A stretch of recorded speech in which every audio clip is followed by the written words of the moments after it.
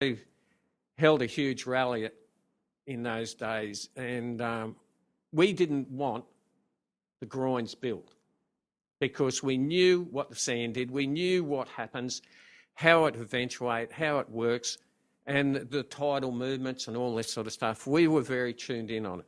So when they actually put the groins up, they got this brilliant scientist from Holland, that's right. He came out here and he organised it so that the groins, when they were built, the sand would actually build up and flow over the top. He actually measured that they were to be 1 metre high, not 3 metres high. The person who was doing the rock formations in those days went, this is going to be a thing to make a shitload of money. Wow. So they built it up to 9 foot high and screwed every bank everywhere. What this guy had organised, it was one of the most intricate things. You would get your sand movement. It would maintain the beaches down the southern points and all this sort of stuff. But, mate, once again, politics and stuff like that come in and take over. But getting back to the world of surfing and getting off the environmental side, going from Surfers Paradise I started surfing in 1957 at Surfers. And when you look at it, to this day, the transformation of the sport of surfing is phenomenal. It's gone from a little tiny weeny grassroots thing to one of the most entertaining, enjoyable sports you will ever see in your life. I was watching Jaws the other day, and I look at it, and I think I've surfed most probably at the max 15, maybe 18 feet. You know, that's triple overhead in a contest at North Stradbroke. And in those days, you sort of paddle into them and you go, oh, shit. You look like looking down a 3-storey building going, oh, God, you know. But you do it because you're in a contest and all the rest of the crap. But normally you surf around about 10 foot at the max and have an enjoyable time and get tubed at Burling and all the rest of the stuff. But when you see these guys surfing 100-foot faces, you go, these guys are... You just don't know what's in their head. Yeah. Because it must be the most outrageous buzz of sliding down the face, and some of them are paddling in. Yeah. I got rid of the jet Jamie skis. Mitchell. My old office is right beside Jamie Mitchell's shaping, at Currumbin. Yeah. Oh, so Jamie would drop in every few months, but the boys there, the Burst brothers, Andrew and Adrian. See him over coffee in the morning. Like the things that he would drop into, because he just won the largest paddle in. He's got a $25,000 check on the wall. But anyway, that's the one he won. What blows my mind, and you would understand, is that these guys are paddling in all over the place, not for the money. They're just doing it. It's a buzz. It's a buzz. So what about the 60-foot one? Oh. That's sort of nothing to, That's like surfing. That's like surfing Burley at 6 foot, mate. You just sort of go, oh, yeah, that'll do. And in deep water too, in unknown locations. I've been there with Jamie Mitchell. He's just, you can see him messing with his phone. Next minute, boom, to Coolangatta on a plane to Fiji because it's going off. Yeah. And, or to some weird place in the world to just drop into some sort of wave with 1 or 2 blokes out. Madness. Not for money. No. Just because it's going off. With this photo of Jaws that I had on my phone the other day, there would have been 40 guys in the water. Can you imagine a crowd of that big? Like, you're used to seeing that amount of guys, say, at Burley or something like that. But, gee, when it's about 100-foot faces, you sort of go, oh, you've got to be kidding, buddy, I always think of the noise. Like, probably the biggest swell I've been involved in was, I think it was about 10 foot at the alley, Currumbin Alley. Yeah. And I just remember the noise. This thing was ripping. Like, it just felt like this wave was ripping holes out of the ocean. And I'll never forget that. And it was like, I didn't realise what sort of sound it would create, And then when I see these huge monsters, I just think of the fear of the sound that I would hear. That's what they miss. I know you watch them and all this sort of stuff, but you don't see or hear, like you do see them get totally destroyed. Mm. But lucky they've got those buoyancy vests, and some of them got the little breathers that they can breathe for 3 minutes underwater. Really? But what the hell do they do? The training, like Jamie Mitchell, how many times has he won Molokai? 10? 10. Yeah. Like, man. Yeah. Forever. What an athlete, Yep. and there's not enough put on those guys for their heroics. Would it be heroics or just the buzz, or how would you, personalise them?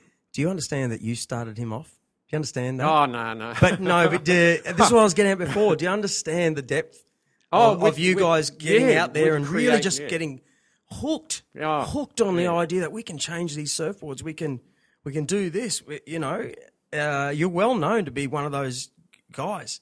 So can you understand? You filtered on to create guys like Jamie Mitchell. That world-renowned people. It never dawns on me, but I don't want my brain for it to go that far. I just enjoyed my little piece, because when you start to elaborate on where it can go and how it can go, and I think you get caught up in a little bit too much of the outside part of it instead of keeping it to yourself. I've always been a person that's been maybe selfish, because I've always wanted to try and hold what I've got to myself. My board designs, my coaching, all this sort of stuff. And that's why I went out on my own tangent after leaving Honnessy's after quite a few years. And, a couple of years there, this is moving in different areas, We will come back to board designs if you want to in a minute, because that's a part of my heart. That is like a brilliant artist doing a painting, but it's better because I've gone off track here a little bit. Sorry, mate. Just let it go. When you actually shape a handcrafted surfboard, not a computer shape or any of these other things, I don't believe in them at all. Sorry, I'm anti. I don't think anyone wants them. Really? In today's market, they have to have them for the simple reason it's a fashion statement now, not an article of that's close to your heart. Like I prefer to have my surfboard sometimes than anything else, because it doesn't interfere with you, but you can paddle out there and have the best time of your life. So you sort of look at different things, and you go, well, come on, I'm going surfing, But, surfboard designs, when you actually handcraft a surfboard, it's so hard to actually explain to people what part of you goes into that actual surfboard. And when that board's finished and you give it to your mate, because everybody who got boards off me with mates, because it was that bloody close. It was a very, very close. Because I was only doing 5 surfboards a day in the early days, because I was doing the whole lot myself, glassing them, spraying them, sanding them, because I was that much of an idiot that I wasn't looking at the money factor. I was looking at the total involvement in the product that I was making. Like a guy who would actually build a whole motorcycle and win a road race or a dirt race, or like that guy in New Zealand who built up that old bloody motorbike, that old Indian. Like, didn't have 2 bob. But the thing is, when you paddle out and you've got 2 or 3 guys out there surfing your product, and you paddle up and go, how's your board, mate? Oh, shit, TD, did you see that last wave? Oh, mate, tell me, how much money's that worth? Yeah. Oh, bullshit. Well, I put it to this to you, surely there's computer brands out there, and they're no doubt sponsoring top athletes to ride our boards, right? But that's all it is. Just like every guitarist I know, you can get the latest stuff, but there's something about surfboards and guitars. You want that guitar. You want that Gibson. The Gibson. Even though, mate, I'll play some crap, if you give it to me. But there's something about knowing that you've got a personal relationship with that shaper, and I don't think that'll ever go away. Your labels will be forever in people's minds. I don't think I did enough labels to be up there. You had to do a lot of surfboards and send them all over Australia to be a recognised name. That never worried me. To be somebody like that, you had to work for a big company. I worked for Brothers Nielsen for 12 years as a contract shaper. That was my biggest sellout. I know it's a horrible thing to say, but my boards were still all handcrafted, but the pressure of doing 20 surfboards a week, that wasn't me. Right. No way, mate. You sort of go, oh, did you meet the owners of the boards? Like, what was it like? On occasions. And, oh, mate, I must admit, one of the greatest things working with a big company like that, because Ricky and I actually started at Honnessy's together. Ricky built the building out the front where Honno's was, on the corner at Miami. At Miami. Oh, maybe not. You know where the Miami school is? Yes. Right across the road where that skateboard thing... Yeah, Dark Side. Yeah. Well, that's Honno's. Oh. That used to be Honnessy's. Wow. Prior to that was down in the gully where the bikes are. Yep. Prior to that was at Cronulla Road at Mermaid. Okay. So, yeah, they were the three areas that we worked in. Rick Nielsen. Yeah, Rick. Yep. Yeah. I was at St. Vinny's School with him. There was no, that was unreal. What school's that? St. Vincent's. Where? In Service Paradise. Okay. And we were Catholic boys. Excellent. And we didn't have our hair parted in the middle either. Excellent. That's better. Yeah. Well, that's not very nice, is it? But Peter Druin went there, who was one of the greatest. Right. I think was the greatest surfer of his era. Yep. He has changed. Sexes. He's turned into a lady now. I didn't know. Right. Oh, mate, follow this story up. If you want history of one of the greatest surfers we've ever produced, Peter Druin. Yep. Have a look, Google it or whatever. But his name is Westerly Windura now. They're doing he's still on the Gold Coast? Yeah, he's still on the Gold Coast. And they're doing a huge promo on him and all this sort of stuff. But if you look him up, Google him, have a peekaboo, you'll go, bullshit. This guy was he was the most handsome guy on the surfing tour. He won Makaha in 68, which was one of the greatest contests to win. Midget won it in 64. Might have been 60. No, it wasn't 66 because the Australian titles were up here in 66. And that was our first major contest that we had in Queensland at that time. Thank God I was really, really stoked to be in it. Wow. I was a participant. Oh, shit, that's 50 years, isn't it? Is it? 66. Oh.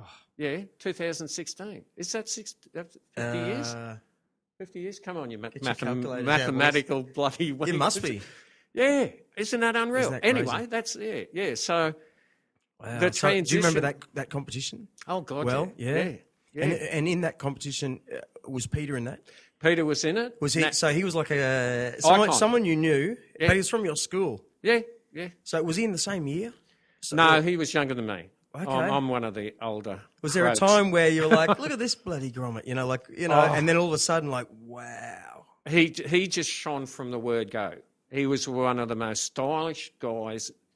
There was an article written quite a few years ago, and I got interviewed about it, about the day Nat come up, and Nat was Nat, and that was that. That was the story of Nat. Right. Nat was the greatest thing, and him and his entourage, hey, mate, Nat was insane. He was the best surfer I've ever seen in my life, apart from Peter. Midget won the world title in 1964 down at Manly, and that created the actual competitive side of surfing. That started off the actual surfing fraternity, if you can say that, because Bob Evans started off Surf Riders Association of Australia, and then it went to each state, which was the Queensland Surf Riders Association, and that's where all our contests and clubs and everything just started to formulate around that, because we got a bit of an inside. You know, there was Wind and Sea in America that was up and running. That